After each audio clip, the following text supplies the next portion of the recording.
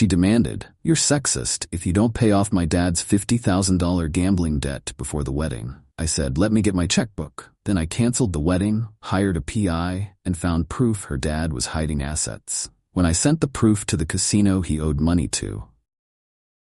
I, 34M, have always prided myself on being a rational person. I make spreadsheets for vacation planning. I research major purchases for months. I once spent 3 weeks analyzing different brands of coffee makers before buying one. So when it came to proposing to my girlfriend of 4 years, Audrey, 32F, I thought I had done my due diligence. We had compatible life goals, similar values, healthy communication, or so I thought, and our families got along well enough. Looking back, the signs of trouble were there. The unexplained girls' weekends that seemed to coincide with her father's business trips, the inside jokes between them that no one else understood, her defensiveness whenever I asked about certain credit card charges. But love has a way of blinding even the most analytical minds, and I'd always attributed her secretiveness to an independent streak I actually admired. We had been engaged for 6 months, and the wedding was scheduled for next month. Everything was going smoothly. Venue booked, catering selected, honeymoon planned. Until last Sunday, when my fiancé's father, Martin, called me and asked if we could meet man-to-man at his country club. Martin has always been the archetypal rich dad, golf on weekends, martinis at lunch, casually name-dropping his connections. He made his money in commercial real estate in the 90s and has spent the past 2 decades making sure everyone knows it. But beneath the Rolex and the tailored suits, I always sensed something slightly off about him, like he was playing a character rather than being a genuine person. Still, he was about to be family, so when he called for a private meeting, I agreed. We met at his club, where he ordered a $200 bottle of scotch for the table before we even sat down. The waiter knew him by name. Classic Martin.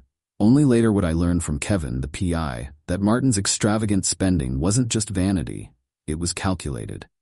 In commercial real estate, maintaining an aura of success is often necessary to land clients and close deals. The country club membership, the expensive scotch, the designer suits, all were investments in his image. But as his actual finances deteriorated, the facade had become increasingly expensive to maintain. After some small talk about the wedding, he cleared his throat and leaned in. "So son, I'm in a bit of a situation and I need your help." I braced myself, wondering if he was going to ask for help setting up a surprise for Audrey or planning some extravagant father-daughter dance. "I owe some people about 50 grand, he said, swirling his scotch. "Gambling debt. Cards got away from me in Atlantic City last month." I blinked. This was not what I had expected. "The thing is," he continued, "if Audrey's mother finds out, there will be hell to pay, and I can't access that kind of cash without her noticing." I waited for him to continue, wondering where I fit into this scenario. "So I was thinking," he said, lowering his voice, "since you're doing so well with your tech job and you're about to be family, maybe you could help me out? Just until I can move some investments around. 6 months, tops." I stared at him, trying to process what he was asking. "You want me to lend you $50,000? He waved his hand dismissively. "Not lend exactly. Consider it an investment in family harmony. You wouldn't want Audrey upset right before the wedding, would you?" I explained, as politely as possible, that while I was doing well in my career, I didn't have that kind of cash just lying around. My savings were tied up in the wedding, our honeymoon, and the down payment for a house we were planning to buy next year. Martin's face hardened. "I see. Well, I thought you were the kind of man who took care of family. My mistake." I left the meeting feeling unsettled. Something about the whole interaction felt off. Martin hadn't seemed desperate or apologetic, just entitled, as if my refusal was an insult rather than a reasonable response to an unreasonable request. When I got home that evening, Audrey was waiting for me. One look at her face, and I knew Martin had already called her. "So you refused to help my dad," she said, arms crossed. I explained the situation as calmly as I could. The amount of money, the gambling, the secrecy from her mother. "Don't you think this is something your parents should work out together?" I asked. "You don't understand my family," she snapped. "Mom would divorce him over this. Is that what you want? For my parents' marriage to end right before our wedding?" I was taken aback by her reaction. In 4 years, I'd never seen Audrey so angry or so unreasonable.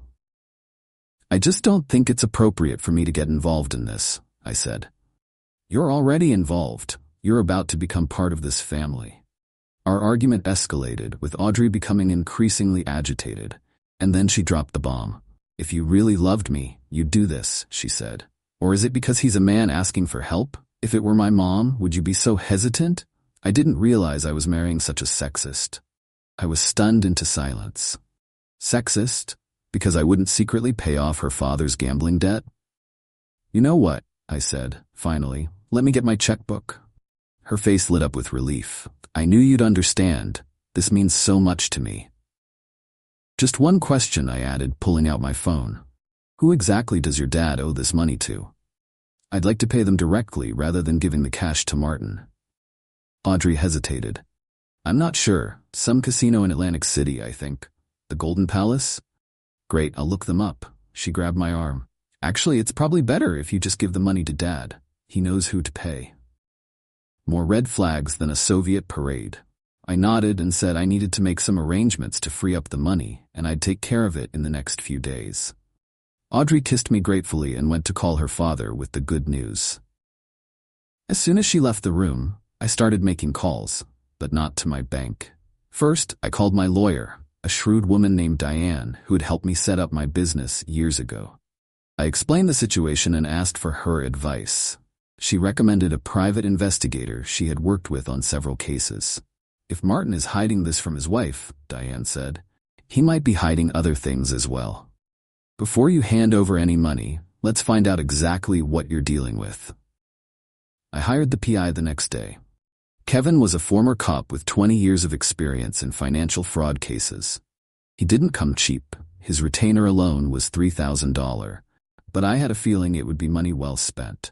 While Kevin got to work, I kept up appearances with Audrey and her family. I told Martin I was liquidating some investments and would have his money in 2 weeks.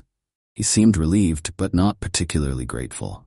Audrey, on the other hand, was suddenly the perfect fiancée again. Attentive, loving, excited about the wedding. It was as if our argument had never happened. 3 weeks later, Kevin called with his findings. "You're going to want to see this," he said. We met at a diner outside the city.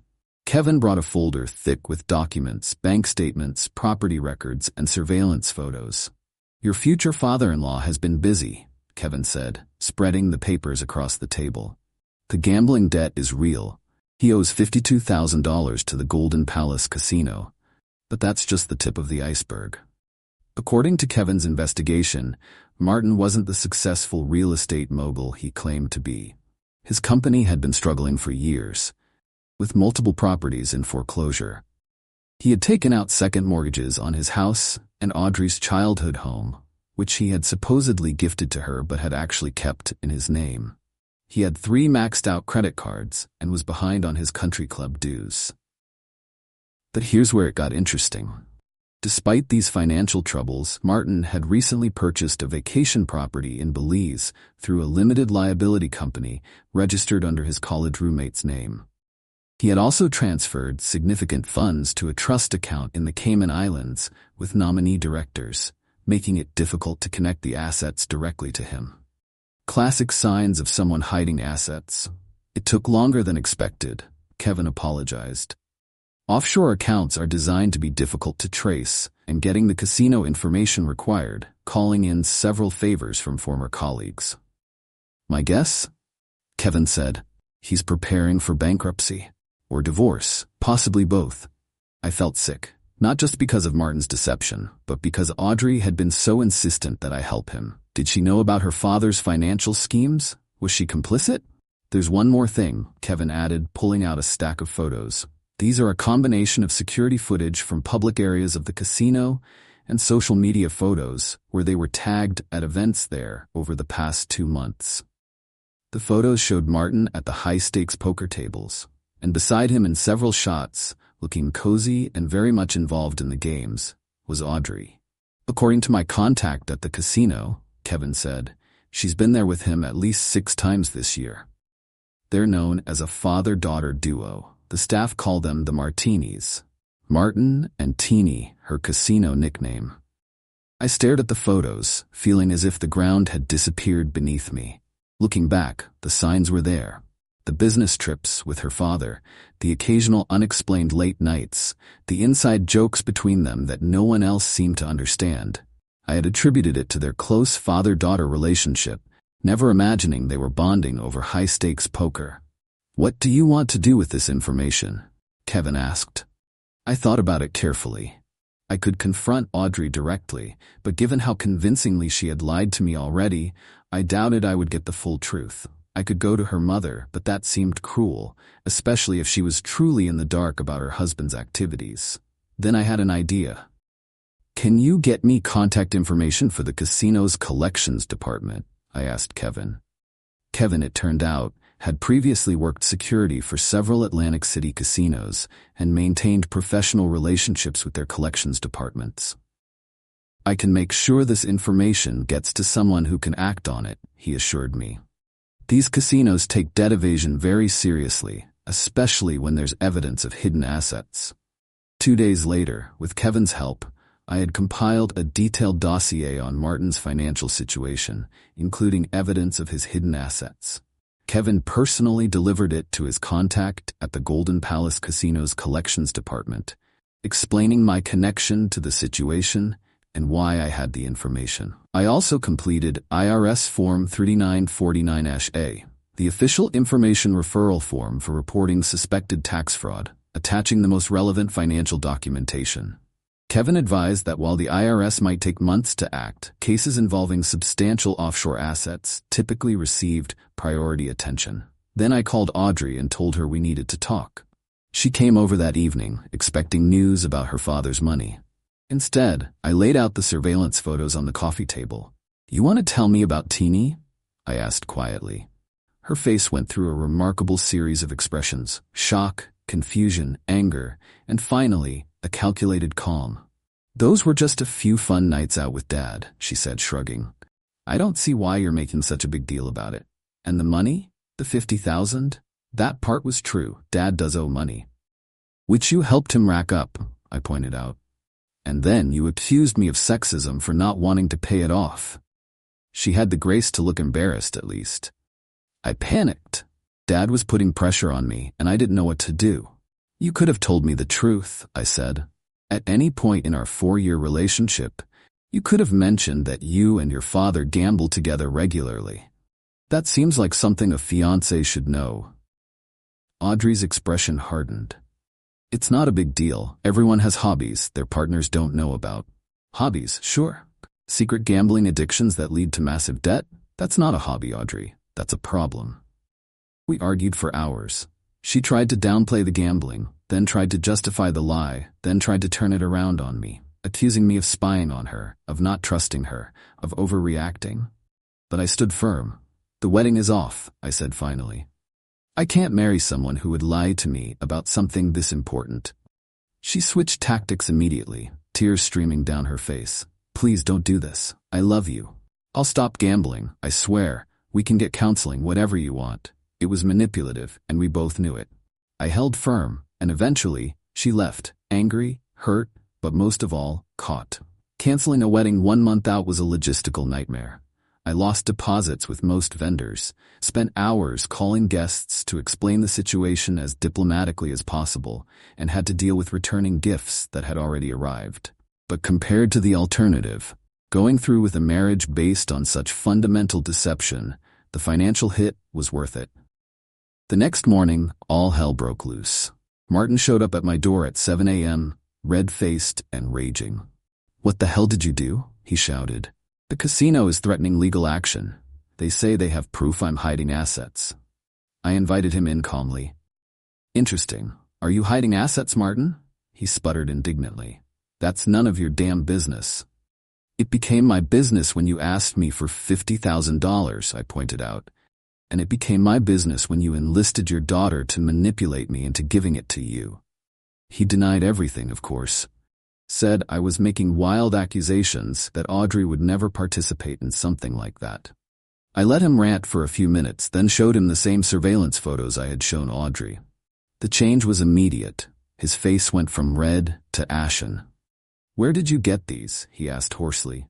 "I hired someone to look into your financial situation before I handed over 50 grand, I said. Seemed like due diligence given the circumstances. Martin collapsed onto my couch, suddenly looking every bit his 60 years. "You have no idea what you've done," he whispered. As it turned out, I had done quite a lot. The Golden Palace, along with other major casinos in the area, added both Martin and Audrey to their exclusion list for 1 year. This wasn't a gaming commission action as I initially thought, but rather an industry practice among casinos that share information about problem gamblers and those who attempt to evade debts.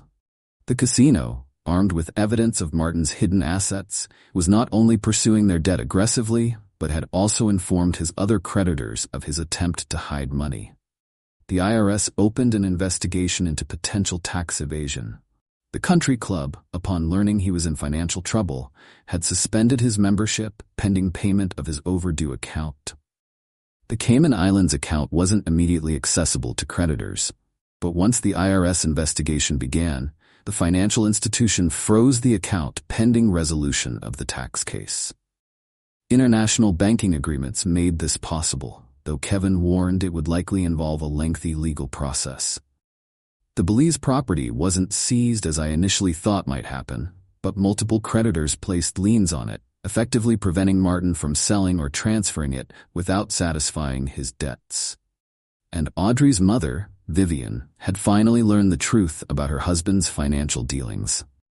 She called me a week after my confrontation with Martin, surprisingly calm on the surface, though I could hear the tension in her voice. "I always knew something wasn't right with our finances," she said. "Martin would never let me see the full picture. Thank you for bringing this to light, even if that wasn't your intention." Vivian, it turned out, was no fool. She had her own money, inherited from her family, and carefully maintained in separate accounts. She was consulting with a divorce attorney and seemed more relieved than heartbroken about the end of her 35-year marriage. "I just wish Audrey hadn't followed in her father's footsteps," she sighed. "I tried to teach her better." As for Audrey and me, it was definitively over. She tried calling several times, alternating between apologies and accusations.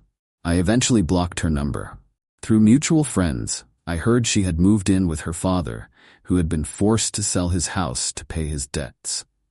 The vacation property in Belize was encumbered with liens, and the money in the Cayman Islands was frozen pending the outcome of several legal proceedings. It's been 6 months since then. Canceling the wedding was expensive, but less costly than a divorce would have been down the line. Most of our friends understood once the situation was explained, though I kept the details vague out of respect for Vivian. I've had time to reflect on what happened, and while I'm still angry about the deception, I'm also grateful for the lucky escape. If Martin had just asked for help directly, without the manipulation and lies, I probably would have offered to help him find a legitimate solution to his problems. If Audrey had been honest about her gambling, we could have addressed it together. But the web of lies they constructed revealed a fundamental lack of integrity that I couldn't overlook. The irony is that by trying to use me as their financial safety net, they ended up losing much more than $50,000.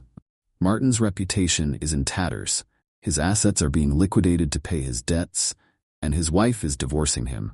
Audrey lost her fiancé, her home, and her relationship with her mother, who feels deeply betrayed by her participation in the deception. As for me, I'm doing better than expected. Diane, my lawyer, set me up on a blind date with her paralegal Hannah. We've been seeing each other for a few months now, taking things slow. On our third date, I jokingly asked if she had any gambling debts I should know about. She laughed and said, "No, but I do have an embarrassing amount of student loan debt from law school. Is that a deal breaker?" "Not at all," I told her. "At least you're honest about it." Update. A few people have asked what happened with the PI Kevin. We've actually become friends. He helped me make sure Martin and Audrey weren't trying to retaliate in any way, and we now meet up for beers occasionally. He's full of amazing stories from his years as an investigator, though he's careful never to reveal any confidential client details. Just last week, he helped another friend discover that his business partner was embezzling company funds. In my book, Kevin's services were the best money I've ever spent.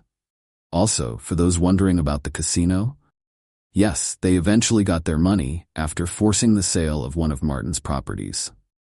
The Golden Palace, along with other major casinos in the area, added both Martin and Audrey to their exclusion list for 1 year.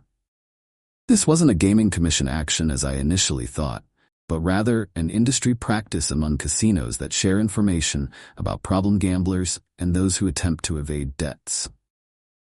The casino representative Kevin spoke with said they likely would have faced a lifetime ban if they had continued to hide assets after being caught. Final note. For those struggling with gambling addiction, please seek help. It destroys lives, as I've witnessed firsthand.